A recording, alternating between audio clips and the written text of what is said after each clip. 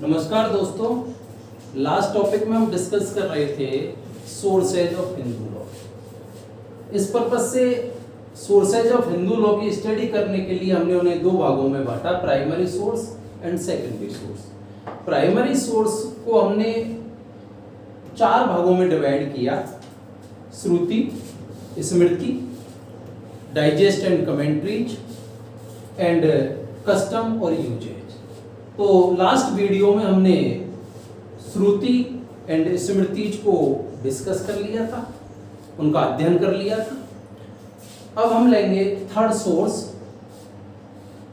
Digest and commentaries.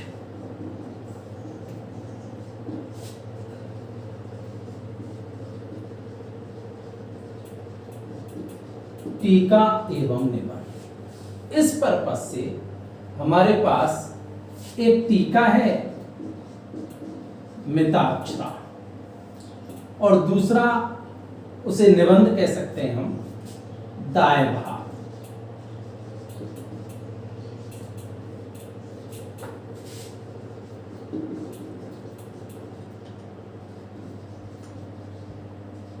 Mitakshara and Dayabhaga. Exam में कभी कभी शॉर्ट नोट आता है, एक डिफरेंस इनके ऊपर पूछ लिया जाता है कि what is the difference between Mitakshara and Dayabhaga. तो देखिए, मिताक्षरा के जो ऑथर हैं वो हैं विज्ञानेश्वर,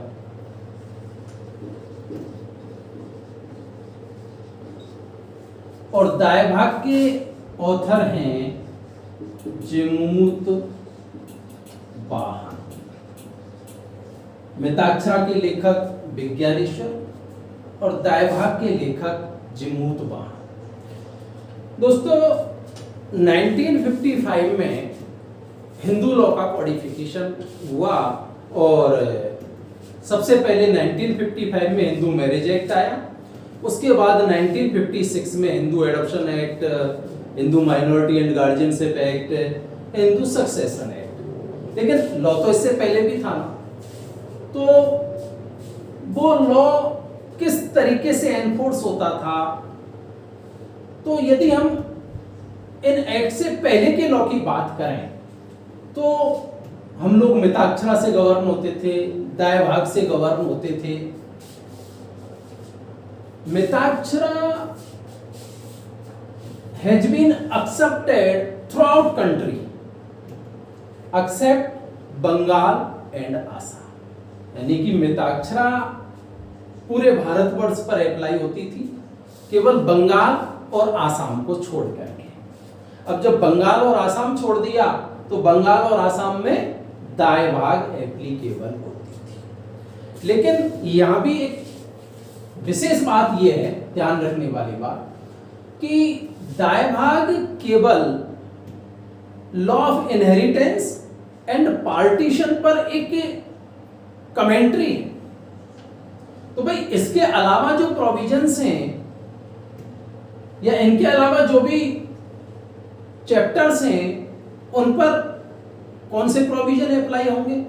तो उन पर, यानी कि law of inheritance and partition को यदि छोड़ दें तो इसके अलावा बंगाल और आसाम में भी मिताक्षरा के प्रोविजन अप्लाई होते हैं। अब जब बात करते हैं हम इसमें कि भाई मिताक्षरा और दायभाग में क्या बेसिक डिफरेंस है, तो देखिए, in respect of law of inheritance इसमें कुछ बेसिक डिफरेंसेज हैं मिताक्षरा और दायभाग में। यदि हम उत्तराधिकार के संबंध में अंतर देखें तो जो बेसिक डिफरेंस है, लेकिन मिताक्षरा में लॉ ऑफ इनहेरिटेंस का जो बेसिस है, उत्तराधिकार का मूल सिद्धांत है, वो है रूल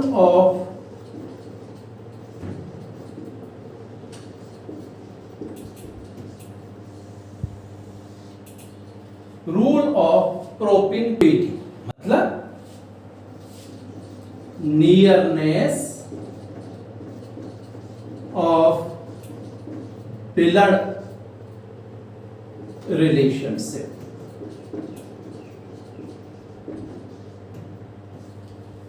तो मिताक्षरा में उत्तराधिकार का जो सिद्धांत है वो रक्त द्वारा नातेदारी का सिद्धांत है, और इसके भी दो रूल हैं।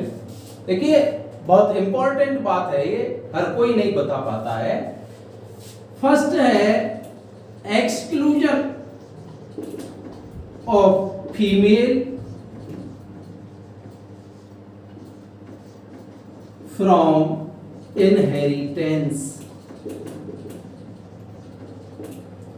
एंड सेकंड है प्रेफरेंस ऑफ एग्नेट्स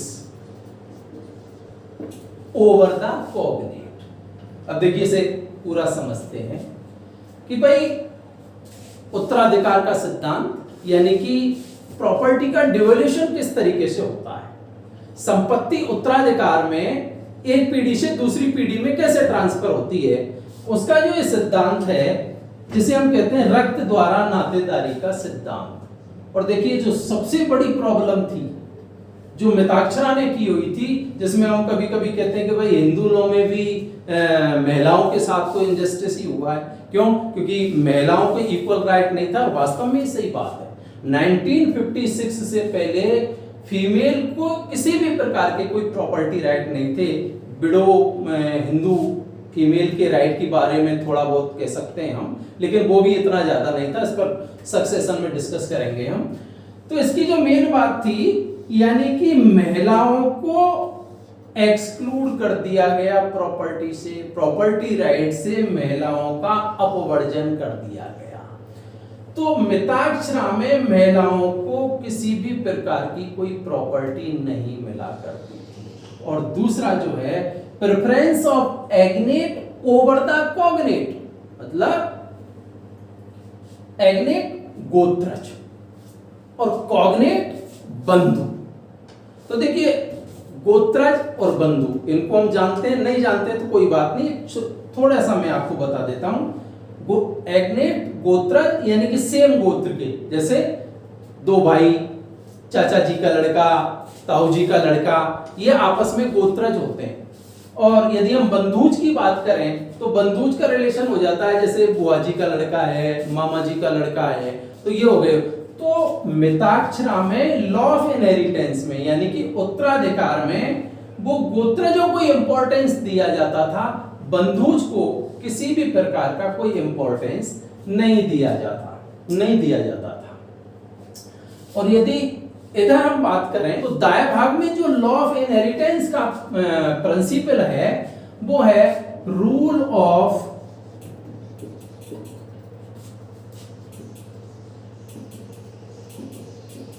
रिलीजियस एफिकेसी और स्पिरिचुअल बेनिफिट।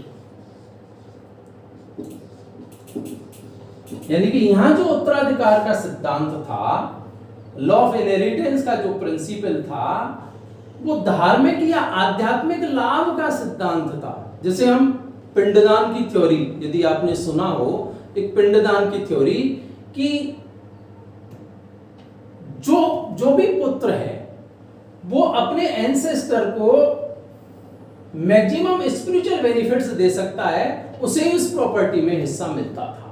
तो इसे हम पिंडदान की थ्योरी कहते थे, रूल ऑफ रिलीजियस एफिकेसी और स्पिरिचुअल बेनिफिट, मतलब धार्मिक या आध्यात्मिक लाभ का सिद्धांत। तो फर्स्ट डिफरेंस इसमें यह हुआ कि मिताक्षरा में रक्त द्वारा नातेदारी के सिद्धांत से प्रॉपर्टी लॉ ऑफ इनहेरिटेंस में जाती थी, और दाएं भाग में रूल ऑफ रिलीजियस एफिकेसी और स्पिरिचुअल बेनिफिट, धार्मिक या आध्यात्मिक लाभ का सिद्धांत अप्लाई होता था।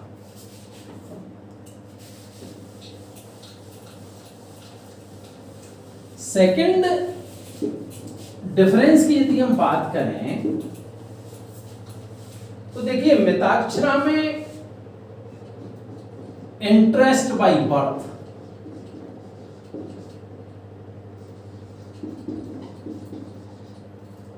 And devolution by survivorship.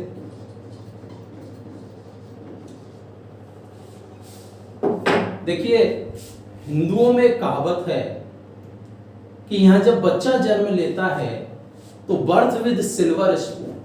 कभी आपने कोशिश की है कि इसका क्या मीनिंग है? या कभी कभी आपने जब कभी आमतौर पर हमारे देश में एक शब्द प्रचलन में आता है, जब दो व्यक्तियों के बीच में कोई विवाद होता है, दो व्यक्तियों के बीच में कोई झगड़ा होता है, तो अगर वो प्रॉपर्टी पर झगड़ा होता है तो एक आमतौर पर एक शब्द प्रचलन में आता है कि तेरे बाप की है क्या। देखिए इन शब्दों का अपने आप में एक मीनिंग होता है। इस वर्ड को क्यों यूज किया जाता है कि भाई तेरे बाप की है क्या? इस वर्ड को इसलिए यूज किया जाता है कि हमारे यहाँ जो इनहेरिटेंस का रास्ता है वो थ्रू फादर ही है। इसलिए जब फादर से कोई प्रॉपर्टी मिलती है तो हम ये कहते हैं विद राइट हमने ये प्रॉपर्टी ली है। तो अब यदि मिताक्षरा की बात करें तो मिताक्षरा में जैसे कि फर्स्ट पॉइंट पे मैंने डिफरेंस में आपको ये कहा था कि भाई exclusion of female from the property, यानी कि महिलाओं को प्रॉपर्टी में कोई हिस्सा नहीं मिलता था, केवल सन को ही हिस्सा मिलता था। और ये हिस्सा इंटरेस्ट बाय बर्थ, यानी कि birth with the silver spoon. हिंदुओं में जब किसी बच्चे का जन्म होता है तो वो चांदी के चम्मच के साथ पैदा होता है। अब ये चांदी के चम्मच के साथ कैसे पैदा होता है कि जैसे ही बच्चे ने जन्म लिया, इंटरेस्ट बाय बर्थ, उस प्रॉपर्टी में जो उसके फादर के पास है उसमें उसका शेयर क्रिएट हो गया, उसका इंटरेस्ट क्रिएट हो गया।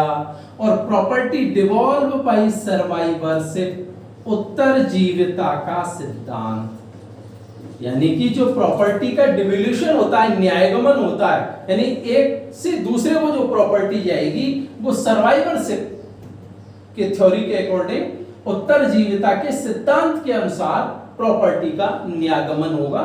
उत्तरजीविता के द्वारा संपत्ति न्यागमित होती है। जैसे एक्स है, ये एक हिंदू मेल है, इसकी मैरिज हो गई और मैरिज होने के बाद एक बच्चे का जन्म हुआ ए। तो हम क्या कर रहे हैं मिताक्षरा में, इंटरेस्ट बाय बर्थ, जैसे ही इस बच्चे का जन्म हुआ तो इस फादर के पास जितनी भी जो प्रॉपर्टी थी उसमें इसका हाफ शेयर हो गया। तो interest by birth, birth with the silver spoon, चांदी के चम्मच के साथ पैदा हो गया है। जैसे ही इसने जन्म लिया है इसको अपने फादर के साथ ये कोपार्टनर हो गया, और कोपार्टनर प्रॉपर्टी में, एंसेस्टर प्रॉपर्टी में इसे आधा हिस्सा मिल गया। इसलिए हम कहते हैं कि हिंदुओं में जब किसी बच्चे का जन्म होता है तो वो चांदी के चम्मच के साथ पैदा होता है। और कहीं कहीं तो ऐसी स्थिति आ जाती है इस चम्मच में भले ही डायमंड लगा दो आप। तो उत्तरजीविता का सिद्धांत। लेकिन इधर दाएं भाग में no birth right and property devolve bye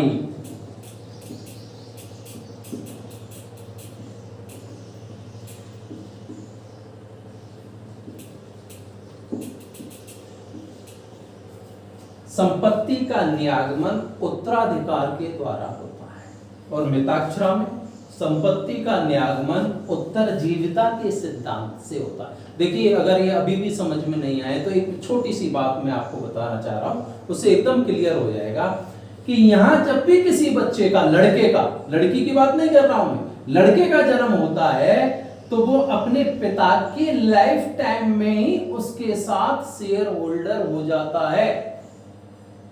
पिता के जीवन काल में ही उसे प्रॉपर्टी में शेयर मिल जाता है। जबकि दाएं भाग में no birth right, coparcener has no birth right in the property. बच्चे के जन्म के साथ यह प्रॉपर्टी नहीं मिलती है, जब फादर की डेथ हो जाती है तब उस बच्चे को प्रॉपर्टी मिलेगी। इसे ही कहते हैं प्रॉपर्टी डिवॉल्व बाय सक्सेशन, यानी कि उत्तराधिकार का सिद्धांत पिता के जीवन काल में लागू नहीं होता, जब पिता की डेथ होता है, जो वर्तमान में चल रहा है। आज की डेट में लॉ ऑफ सक्सेशन ही है, लॉ ऑफ सर्वाइवरशिप नहीं है।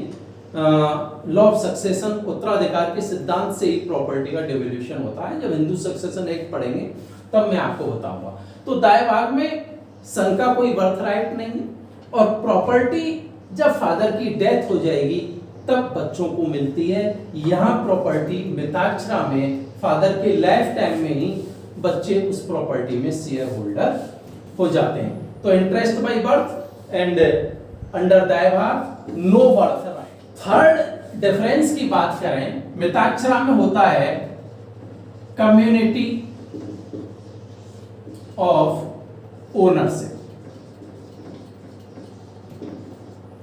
And unity of position.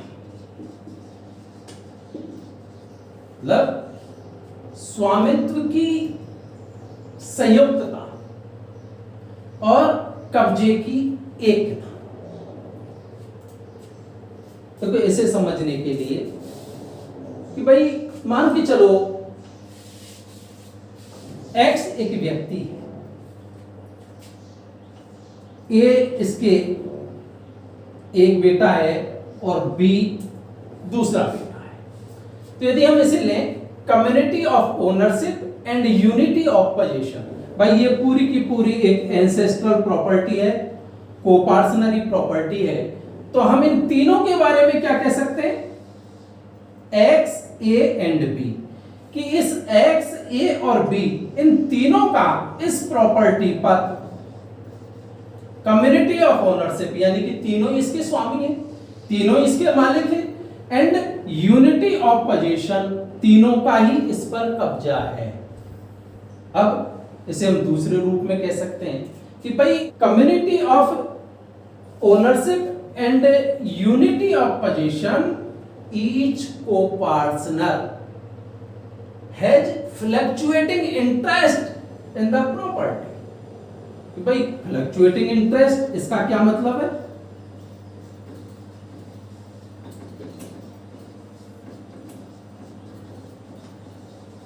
ये बहुत इंपॉर्टेंट बात है कि भाई मिताक्षरा में जो प्रत्येक कोपार्टनर है, प्रत्येक अंशधारी है, इसका इंटरेस्ट फ्लक्चुएटिंग इंटरेस्ट होता है। फ्लक्चुएटिंग इंटरेस्ट का मतलब कभी तो प्रॉपर्टी में इंटरेस्ट इंक्रीज हो जाता है और कभी डिक्रीज हो जाता है। तो भाई इंक्रीज और डिक्रीज कैसे होता है, ये देखिए आप, एक्स ए एंड बी ये प्रॉपर्टी है, community of ownership and unity of position. अब मान के चलो बी की डेथ हो गई, फ्लक्चुएटिंग इंटरेस्ट हित दोलायमान हो रहा है, कभी घटता है कभी बढ़ता है। अब x और a का इंटरेस्ट इंक्रीज हो गया, अभी तक 1/3 था, अब दोनों का हाफ हो गया। मान के चलो एक तीसरा बच्चा और पैदा हो गया, अब इंटरेस्ट डिक्रीज हो गया, फ्लक्चुएटिंग इंटरेस्ट, अब चारों का 1/4 हो गया। तो ये जब तक पार्टीशन नहीं हो जाएगा, प्रॉपर्टी को डिवाइड नहीं कर दिया जाएगा, तब तक ये सभी लोग क्या कहेंगे, ये प्रॉपर्टी मेरी है। लेकिन ये नहीं कह सकते कि इस प्रॉपर्टी में ये हिस्सा मेरा है, क्यों, ये तब कह सकते हैं जब इस प्रॉपर्टी का पार्टीशन हो जाएगा। तो बिफोर पार्टीशन मिताक्षरा की ये खासियत है, इसमें community of ownership and unity of position होता है, जबकि दाएं भाग में कोपार्टनर has specified share in the joint property। co-partner है specified share in the joint property। क्यों, क्योंकि जैसे ही फादर की डेथ होती है तो उनका शेयर फिक्स होता है, फादर की डेथ के बाद कि भाई इतना शेयर इसे मिलेगा, इतना शेयर इसे मिलेगा। तो इस तरीके से मिताक्षरा और दाएं भाग में जो डिफरेंस है वो मैंने आपको बताया।